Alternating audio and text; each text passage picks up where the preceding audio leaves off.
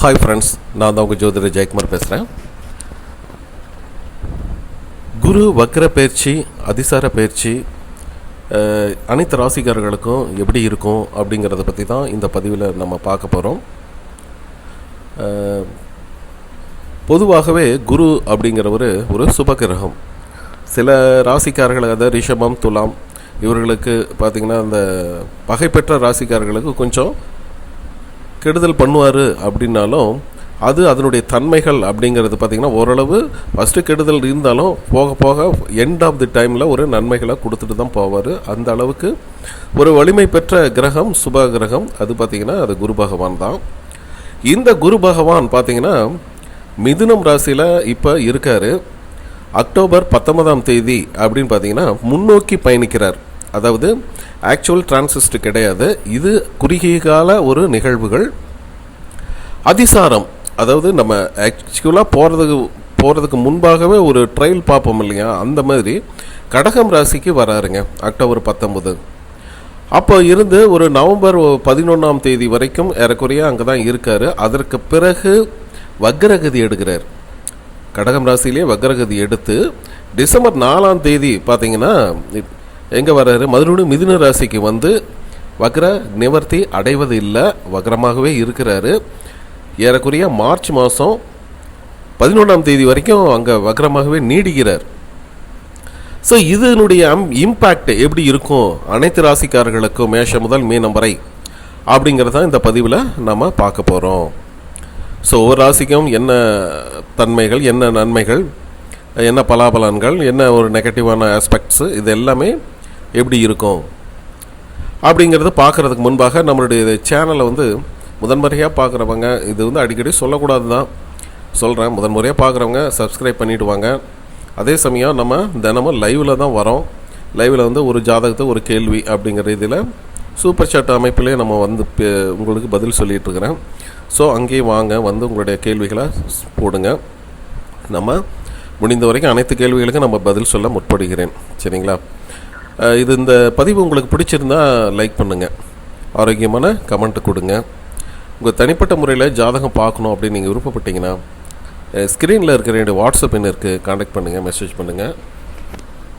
அதற்குரிய கட்டணங்களை செலுத்தி பார்த்துக்கலாம் அப்படிங்கிற மாதிரி. சரிங்களா? வாங்க, இந்த ராசிக்காரர்களுக்கு எப்படிப்பட்ட பலன்கள், இந்த அதிசார பயிற்சி, முதல்ல வந்து அதிசாரம் பார்க்கலாம். சரிங்களா? அது அதிசார பயிற்சி எப்படி இருக்கும் அப்படிங்கிறது நம்ம இந்த பதிவில் பார்ப்போம். அடுத்ததாக குரு அதிசாரம் மற்றும் வக்ர பயிற்சி பலன்களில் விருச்சிகம் ராசிக்காரர்களுக்கு எப்படிப்பட்ட பலன்கள் கிடைக்கும் அப்படிங்கிறத இந்த பதிவில் பார்க்க போகிறோம்.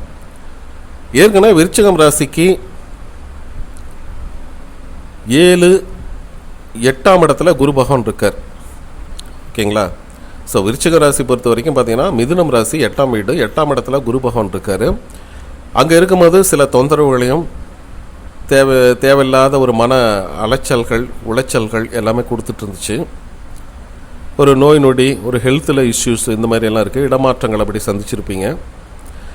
ஸோ இதற்கெல்லாம் ஒரு வடிகாலாக மறுபடியும் வந்து பார்த்திங்கன்னா அதிசாரமாக அக்டோபர் 19 கடகம் ராசிக்கு வராரு. கடகம் ராசிக்கு வருவது மட்டுமல்ல, அது உங்களுக்கு 9ஆம் இடம், பாக்கியங்களை கொடுக்கக்கூடிய ஒரு நல்ல ஒரு இடம் அப்படின்னு சொல்லலாம். அந்த பாக்கியங்கள் கொடுக்கக்கூடிய இடத்துலேருந்து டைரெக்டாகவே உங்களுடைய 5ஆம் பார்வையாக உங்கள் வீட்டை பார்க்குறது இன்னும் சூப்பரான ஒரு அதிசயம், அற்புதம். இது வரைக்கும் 8ஆம் இடத்துல வந்த குரு பகவான் உங்களுடைய அதிகமான விரயத்தையும் தொந்தரவுகளையும் இடமாற்றங்களையும் அலைச்சல் திருச்சல்களையும் கொண்டு வந்து கொடுத்துட்டு இருந்த குரு பகவான் இனிமே உங்களுக்கு ஒரு நல்ல சுப காரியங்களை நடத்தி வைக்கிங்க. வீட்டுக்கு ஒரு நல்ல ஒரு பொருள் அப்படிங்கிறது வந்து சேரப்போகுது. மனதில் நினைத்த ஆசை அபிலாஷைகள் அப்படிங்கிறதெல்லாம் நல்ல ஒரு புதிய வடிவம் கிடைத்து உங்கள் கையில் கிடைக்க போகுது. எப்போதோ என்றோ ஆசைப்பட்ட விஷயங்கள்லாம் இப்போது நடக்கும். ஹெல்த்தில் இருந்த சில தொந்தரவுகள், இனம் புரியாத கவலை ரேகைகள்லாம் போயிட்டு இருந்துச்சு, அதெல்லாம் இப்போ உங்களுக்கு மறைய போகுது. ஆஃபீஸ்லேயும் சரி, வெளியிடங்களிலும் சரி, தேவையான இருந்த அழுத்தங்கள், நெகட்டிவான ஆஸ்பெக்ட்ஸ் எல்லாமே கொஞ்சம் கொஞ்சமாக மறைய போகுது. மனது தெளிவு பெறும், உறுதியான நிலைப்பாடு, நல்ல ஒரு நம்பிக்கையோடு உங்களுடைய செயல்பாடுகள் இருக்கும். அதன் மூலமாக நீங்கள் வெற்றிகள் குவிப்பீர்கள் என்றதில் எந்த ஒரு மாற்று கருத்தும் இல்லைங்க. ஃபஸ்ட்டு ஹெல்த்து நல்லாயிருக்கும், நல்ல ஒரு அமைப்பு அப்படிங்கிறது இருக்குங்க. சரிங்களா?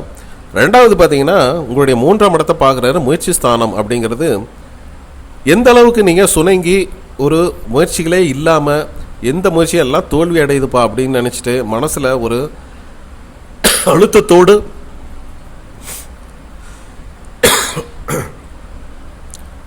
இருந்தீங்களோ அந்த நிலைமைகளெல்லாம் இப்போ மாறப்போகுதுங்க. சாதாரணமாக நீங்கள் முயற்சி எடுத்தீங்கன்னாவே அதில் பெரும் வெற்றிகள் அப்படிங்கிறது உங்களுக்கு கண்டிப்பாக இந்த காலகட்டத்தில் கிடைக்க போகுது. இளைய சகோதரர்கள் மூலமாக இருந்த இணக்கங்கள், இணக்கு இல்லாத சூழ்நிலை, பிணக்குகள், சண்டை சச்சரவு, பொருளாதார நிலைமைகளினால் ஒரு ஏற்றத்தாழ்வுகள், ஒரு வாக்குவாதங்கள் இப்படியெல்லாம் போயிட்டு இருந்துச்சு. நிலைமைகள் மாறி இருவரும் சந்தோஷமாக பரஸ்பரம் ஒருவருக்கு ஒரு புரிந்து கொண்டு நெருங்கி வருவீங்க. இந்த காலகட்டத்தை பொறுத்த வரைக்கும் சிறு தூர பயணங்கள் அப்படிங்கிறது அதிகமாக இருக்கும். கோயில் குளங்கள்லாம் அதிகமாக போயிட்டு வருவீங்க. கணவன் மனைவி உடைய நல்ல உறவுகள் நல்லா பளிச்சிடும் அப்படிங்கிறது. ஸோ உங்களுடைய முயற்சிகளுக்கு தேவையான ஒரு மூலதனத்தை, தேவையான எஃபோர்ட்டை இந்த குரு பகவான் கண்டிப்பாக இந்த காலகட்டத்தில் கொடுக்கும். அது சனியினுடைய வீடு. சனி அப்படிங்கிறது பார்த்திங்கன்னா உங்களுக்கு 5ஆம் இடத்துல இருக்கிறாரு, பூர்வ புண்ணியத்தில் இருக்கிறாரு. இந்த காலகட்டத்தை பொறுத்த வரைக்கும் பார்த்தீங்கன்னா கண்டிப்பாக பூர்வீக கோயிலுக்கு போயிட்டு வருவீங்க, உங்களுடைய குலதெய்வ கோயிலுக்கு போயிட்டு வருவீங்க அப்படிங்கிற மாதிரி ஒரு அமைப்புகள் சிறப்பாக இருக்குங்க. அதே போல் உங்களுடைய பார்வை 5ஆம் இடத்து மேலேயும், அதாவது 1, 3, 5 சரிங்களா, இது எல்லாமே ஒற்றைப்படை அப்படிங்கிறதுனால அகம் சார்ந்த விஷயங்களில் நல்ல ஒரு தெளிவு ஏற்படும். சரிங்களா, அதேமாதிரி வாழ்க்கை அப்படிங்கிறது இதுக்கு தான் அப்படிங்கிற ஒரு புரிதல் ஏற்படும்.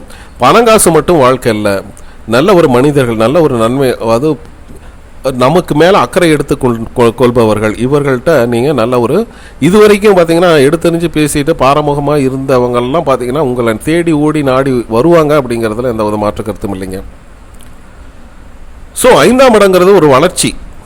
உங்களுடைய ஆஃபீஸில் ஒர்க் பண்ணுறீங்க, ஒரு கம்பெனிலே ஒர்க் பண்ணுறீங்க, அல்லது பிஸ்னஸ் நடத்திட்டீங்கன்னா அடுத்த கட்ட வளர்ச்சியை நோக்கி நீங்கள் அடி எடுத்து வைக்க போகிறீங்க. நல்ல ஒரு ப்ரமோஷன் போன்ற சில விஷயங்களில் காதில் அடிபடும். ரொம்ப நாளாக நம்ம ஒரு விஷயத்தை அரசாங்கத்திலேருந்து கேட்டுட்ருக்குறோம், அது பொதுவான எல்லோருக்குமானது. அந்த விஷயங்களில் ஒரு நல்ல ஒரு செய்திகள் கண்டிப்பாக வருங்க இந்த காலகட்டத்தில். சரிங்களா, நவம்பர் மாதத்துக்குள்ளே ஒரு நல்ல செய்தி வருது அரசாங்கத்திலிருந்து அப்படின்னு சொல்லலாம். அரசு வேலை செய்பவர்கள் அப்படின்னு சொல்லலாம். ஸோ கூட்டி கழித்து பார்க்கும் பொழுது உங்களுடைய பாக்கிய ஸ்தானத்தில் இருந்த சந்திரனுடைய வீட்டில் குரு பகவான் உச்சமாகி உங்களுடைய வீட்டை பார்க்கறது அப்படிங்கிறது சிறப்புங்க. அது ஒன்று போதுங்க. உங்களுடைய இந்த அதிசாரத்தை பொறுத்த வரைக்கும் விருச்சிக ராசியை பார்க்கும் பொழுது பார்த்தீங்கன்னா மனசு நல்லா இருக்குங்க, மனசு தெளிவாக இருக்கும், ஹாப்பியாக இருக்கும். எந்த காரியத்தில் எப்படி எடுக்கணும், இதுக்கு என்ன தீர்வு, குழப்ப நிலைகள்னா சந்திரனுங்கிறது நீச்சம் பெற்ற வீடு தான் சந்திரன். அதான் விருச்சிக ராசி. அந்த நீச்சம் பெற்ற சந்திரன் வீட்டாகிய விருச்சகத்தை குரு பகவான் பார்க்கும் பொழுது ஒளி எந்த அளவுக்கு எவ்வளோ வாட்ஸ் பவரில் அப்படியே லைட்டு மாதிரி கப்புன்னு எரியும். இருண்டு கிடந்த இடத்துக்கு ஒரு பெரிய ஒளி வெள்ளத்தை பாய்ச்சும் பொழுது எப்படி இருக்கும், பளிச்சுன்னு தெரியும் எந்தெந்த பொருள் எங்கெங்கே இருக்குதுன்ட்டு. அதுதான் குருவுடைய பார்வை. செய்ய தாமதித்த, செய்ய மறந்த சில காரியங்களை செய்ய, அதனால் உங்களுக்கு நல்லதொரு வெற்றிகள் அப்படிங்கிறது சிறப்பாகவே இருக்குங்க.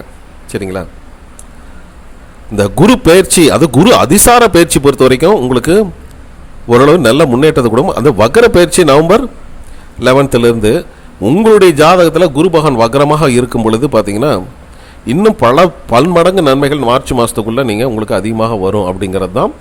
வக்ரம் இல்லைங்க, நார்மலாக தான் இருக்குது அப்படின்னா கொஞ்சம் ஓரளவு நம்ம ஒரு 20% கவனத்தில் எடுத்துக்கணும் அப்படிங்கிறது எல்லா விஷயங்களிலும் அப்படிங்கிறது இருக்குது. அதை பின்னாடி வரும் வக்ர பயிற்சி அப்படின்னு போட்டு ஒரு தனியாகவே நம்ம பதிவு போடுவோம். சரிங்க, அதில் பார்க்கலாம். இது பார்த்தீங்கன்னா ஒரு பொதுவான பலன்களை தான் நம்ம சொல்லியிருக்கோம். உங்களுடைய சுய ஜாதகத்தில் இருக்கிற கோள்களை, நிலைகள், தசாபுத்திகள் இதெல்லாம் வச்சு 100% பிடிஷன் சொல்லாங்க. இதற்காக எங்கிட்ட ஒரு கன்சல்டேஷன் ஜாதகம் பார்த்துக்கணுங்க, உங்கள் ஜாதகத்துக்கு அனுப்பிச்சு இந்த அதிசார வக்ரம்லாம் எப்படி இருக்குன்னு தெரிஞ்சுக்கணும் நாவல் இருந்தால் ஸ்க்ரீனில் இருக்கிற வாட்ஸ்அப் என்ன கான்டாக்ட் பண்ணுங்கள், மெசேஜ் பண்ணுங்கள். அதுக்குரிய கட்டணங்கள் செலுத்தி பார்த்துக்கலாம் நீங்கள் விரும்பினால். சரிங்களா, ஓகே, பாய்.